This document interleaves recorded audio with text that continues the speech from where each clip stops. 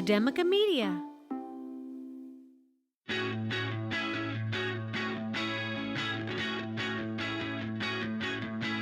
From Academica Media Studios in Miami, Florida, it's Big Ideas in Education, a weekly recap of inspiration and innovation in your schools. Hello, education lovers. Thrilled to have you joining us on this week's installment of Big Ideas in Education. I'm Ryan Kairalla from Doral College, joined by Dr. Sarah Boulos-Fye from Somerset Academy Schools. Giving a little wave there. Hi, Sarah. How you doing? Hi, Ryan. Hello, everyone. This is going to be a blast. I've peeked at both of our stories this week. I think they are both going to be number one with a bullet hits. Excited to get into it. Sarah, get us started if you could. All right. EdWeek has a new ongoing series that's sharing interviews with a group of veteran teachers.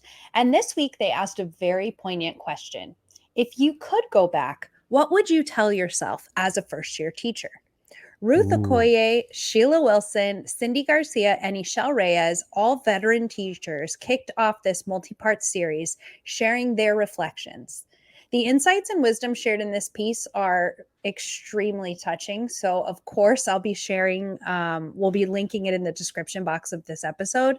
And I am going to do my best to share just a few of these themes that were presented. First, be flexible, right? Don't think that you need to be perfect at everything. There's going to be a steep learning curve in this profession. So try to be flexible. And remember that relationships are everything. The relationships you build with your students, with their parents and families, with your fellow teachers, that will sustain you in this profession. Prioritize self-care. This is something I wish somebody had told me very early on. I know that that's always and continues to be an issue for me. Because you can't pour from an empty cup. As the airline steward would say, put on your own oxygen mask before attempting to help others. Anyone who is truly led to serve as a teacher wants what's best for their students. However, that often comes at personal cost. Working beyond contracted hours, purchasing supplies and resources with your own money, bringing home schoolwork, preparing for the next day are just a few examples that we've all gone through. Therefore, I'd tell my first-year self that I have to first take care of my needs and maintain a proper work-life balance. Easier said than done. Ask questions. As a first-year teacher, I hesitated to ask questions because there was so much going on and I was trying to figure things out. I would tell my first-year teacher self to request a daily or weekly time with a team member, campus coach, or mentor to seek clarification about what was going on campus. These short check-ins would allow my first-year teacher self to prioritize tasks and plan ahead with enough time to avoid becoming overwhelmed. This is important to determine the non-negotiables that must be completed and what would be nice to do but not required. I think that's really important. I think as a first-year teacher personally, I had a lot of trouble. I thought I had to do everything perfectly the first time, Yeah. And the last really great piece of advice here is adopt the mindset of an apprentice. You will get a chance to shine later on when you have refined your craft. Right now, be gentle with yourself because the first few years are still part of the learning process, and all of the difficult first days of teaching are going to bring you valuable lessons than the good. They're going to teach more lessons, than the valuable. They'll be more valuable than the, better days when you have a better day. Let me say that again. The bad days teach you more lessons than the good days. There we go. Each time you feel down on yourself, reflect on how that will help shape you into a better teacher. After all, we often ask our students to do this very thing. Now, I know I am far from a first-year teacher, but to be honest, I think I need to be reminded of these every now and then. And I am looking forward to sharing these with some new teachers as well. That's great perspective. And not only is that the sort of advice that even veteran teachers still need to hear from other veteran teachers, but as I'm thinking about a lot of the advice that these teachers are imparting, these are the same kind of pieces of advice that as teachers, we want to impart to our students and have our students absorb those lessons. hang in there. Don't give up. You're going to get better with time. It's okay to make mistakes. That's how we learn. And if as teachers, we are willing and we want our students to adhere to those lessons and actually believe them, then as teachers, we have to believe those same lessons when others communicate them to us. Yeah. Well, I'm going to ask you, Ryan, maybe not advice, because I feel like that one's heavy, but which of these that were mentioned do you wish you could go back and tell yourself, or maybe still need to hear? Leaning more on others. Ooh, easy. really? Absolutely. Well, I think a lot of teachers suffer from the fact that, and there's obviously exceptions to what I'm about to say, but generally, if you want to make a career out of teaching in school, you probably did well in school. You probably think well of your education experience, and a lot of the things that happened in school probably came easy to you, and you didn't have to ask for a lot of help. And so that first year, a lot of these teachers experience more difficulty in the school environment that was once a place of near perfection for them than they've ever faced in their entire life. And it takes a lot of, being humble and a lot of inner strength to be able to say, I need help. I need to lean on others. I need to understand that there's people out there that are more experienced, that know things I don't. And it's not a sign of weakness or being a bad teacher that I'm asking for the help of these people. And it's something that I wish I was better at when I started. It's something that I still want to be able to do more now. And now I actually kind of think that things are reversed a little bit. As technology gets more into the profession, I think there are some things that first-year teachers know that as a veteran, I need to start knocking on their door. Hey, I see you doing some really cool stuff with live streaming, with video, with Prezi. I've been building a course with Prezi now. I got to go find a Gen Zer to explain to me how it works. And And I find that I'm leaning on the younger and the older teachers now to become a better teacher myself and to get better at this craft. I think that's really important. And I think that it's funny you say that, because as a more veteran teacher, which it's hard to believe that that's what I am, but as a more veteran teacher, when I ask a newer teacher how they're doing, there is no greater red flag for me than when they say, great, everything's going great, everything's fine. I don't know.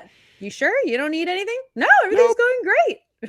I'll tell you, that's a little secret from me to you. That is the biggest red flag. When the higher the pitch, the higher it goes, the worse it is. No problem here.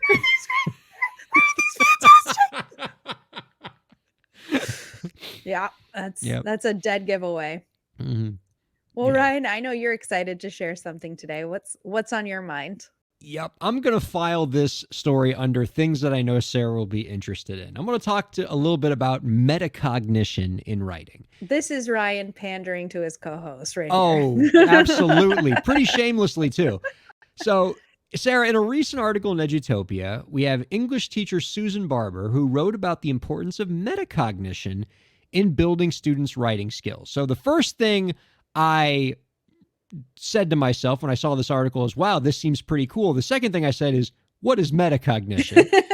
And so thankfully, the article had a great definition, which I'm now going to impart to everybody, because I assume there's some other folks out there who might not know what this is and they're afraid to admit it. Metacognition, or the process of thinking about one's thinking as a means of reflection, can be a useful tool to get students to engage more effectively in the writing process. From the article, quote, metacognitive reflection can awaken students to be more aware of their thinking during writing, resulting in a deeper understanding of who they are as writers and of how to transfer their knowledge to any genre of writing. Ms. Barber prescribes some effective strategies to encourage students to reflect on their writing process. Keeping a journal can be an effective strategy, and the article notes that students should be encouraged to take metacognitive breaks of 2 to 3 minutes to record their thoughts in the middle of a writing session. Students should ask themselves, what has been my process up to this point? What has been a barrier to my writing? How did I overcome this barrier? What can I do to prevent this barrier from occurring next time? And now technology can also be used to facilitate metacognition in the writing process. The article recommends that you encourage your students to work on writing assignments collaboratively using Google Docs and have them share thoughts on the shared document as they're making writing choices. and they can use the comments feature to kind of share their thought process as they're writing. And this metacognitive process isn't just useful for the writer. The insights that students gain from these metacognitive tools can also serve as useful content for when teachers have writing conferences with their students. So there's a lot of value there. Ms. Barber closes the article by talking about the overall importance of metacognition. Quote, "Metacognition is an important step in writing instruction and where the real magic happens in learning. Students do need feedback on specific pieces of writing, but should be given the opportunity to think beyond the product. Providing students with opportunities for metacognitive reflection and the opportunity to discuss their thinking strengthens their writing not only in class, but for years to come." And while I will confess that I did not know of this concept before reading this article and was wildly intrigued by it, I am the first to admit this is something that I consider a regular part of my writing process. And I imagine everybody, when they write, are thinking about what they're writing and they're drawing conclusions from it. And rather than letting those thoughts fade out into the wind, never to be seen or heard from by the writer again, I think metacognition is telling us to catch these thoughts, record them, sit in them for a little bit, and gain the learning insights that come from those thoughts, rather than just letting them fade away. Really interesting. Metacognition is definitely one of those things in education that sounds really fancy. And it's like, wait a minute, I'm doing this all the time. Yeah. And so it's a strategy that I teach a lot to teachers when we talk about think alouds with students, right? So we want to talk about how to model our thinking to our students. So if I'm reading a particularly difficult passage of text, I might pause and say, "What?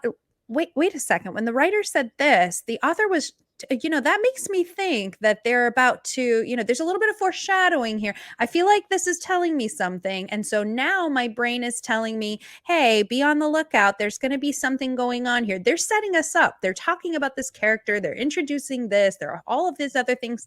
And that's just the way that our brains work. And so using the thinking about thinking, which is, I never use the phrase metacognition, the term metacognition with my students, because I think it would scare them. But yeah, thinking about the way that you're thinking and helping students to think about the way they're thinking, helping them to phrase that, helping them to have these, sentence frames in their heads of how do they want to communicate that if they're working in a small group or even to themselves is really empowering. I joke sometimes about like when I do writing for myself, if I'm, writing a grant or if I'm writing, an article or dissertation or whatever, I really, really hesitate to share my drafts with anyone because of how many metacognitive messages there are that are really only meant for my eyes and follow the crazy stream of consciousness that that scary rabbit hole that I was going down in that moment. There are entire paragraphs that I will have to say, this is good. This does not belong here, right? This is good stuff. Get it out of here because this is not really the right place for it. And letting students know that, yeah, we all do this. We're all editing ourselves and filtering a little bit. And filter might be a good way to kind of communicate that. How are we making sure that we're capturing those ideas and putting them somewhere because they are valuable, even if they don't end up being published? Absolutely. Now, one of the things that you talked about in the beginning of your response there that I thought was intriguing was when you were explaining when you're reading a passage with students and then you'll stop the class and then you express your metacognition in real time. Yeah. I think that's so valuable pedagogically to model metacognition so that students see how you do it, the thoughts that you're having. And I think that shows them how to kind of navigate metacognition, but also just to model the fact that, hey, this is something my instructor does. This is something that's a regular part of her process.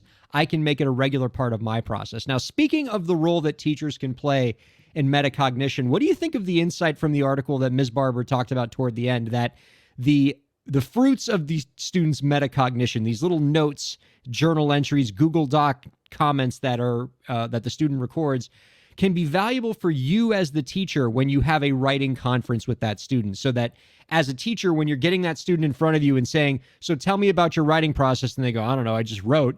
Instead, you can be like, all right, let's look at some of the metacognitive thoughts that you had. Oh, this is where you said you got stuck. Let's talk about that. That seems like that'd be a really valuable teaching tool for you to have when teaching writing.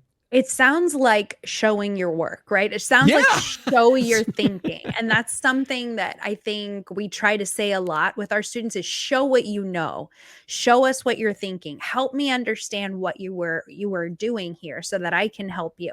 And I think it's really difficult for kids to verbalize where they're struggling. And that's something we actually talk a lot about in math classes, right? We talk about productive struggle and how important it is to talk through your confusion. Sometimes in the verbalizing of the problem, therein lies the solution. You will find the answer as you go, but you sometimes just need to talk it out. And I'll tell you, even as a person who has to write a lot, I will often use dictation and just talk through to myself. I will just start talking and just ramble on and talk through my problem and realize, well, what if I were to do this? And that would actually be great. And, and that is an extremely powerful tool to help students learn how to verbalize what they're struggling with and how to move through it. Man, that's really exciting. And I love that we've put some pedagogy and structure behind this thing that we all do as students or teachers or writers or just thinkers. And I'm excited from just reading this article to learn even more about the science of thinking about thinking and how this can make you better at a wide range of skills. Really, really cool stuff. It's funny because we think of it as something that happens in our own head. And thus you might think, oh, this is only happening to me. But we have to remember all learning is socially constructed, right? So the more we can share what's happening in our heads, the more problems we're going to solve, the more critical we're going to be as thinkers. And so don't be scared to share those thoughts. That's so cool. And for the viewers and listeners out there who are inclined to share their thoughts with us about this week's episode, we'd love to hear from you. Nice. There you go, nailed it, at Academica Media with the hashtag Big Ideas in Education. Share us some of your metacognitive thoughts about the episode as you were listening to it. We'd love to get some of that stream of consciousness from you. Quick programming note, we're going to be taking the week off for Thanksgiving, but we will be back here sharing some great education with stories with you on the 28th, and we're very much looking forward to it. Sarah, always a pleasure hanging out with you. Same to you. Happy Thanksgiving, everyone.